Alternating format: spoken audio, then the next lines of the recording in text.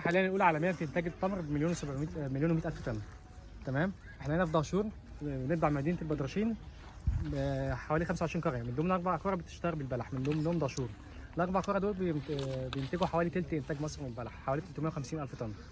مش واخدين نفس شهره سيوه ولا الواحات لسبب ان سيوه والواحات ما فيهاش نفس كميه الانتاج، بس فيها انواع اكتر من هنا. احنا عندنا 3 انواع اساسيين بس هنا، في سيوه فيها 11 نوع، في العالم كله في حوالي ازيد من 1100 نوع.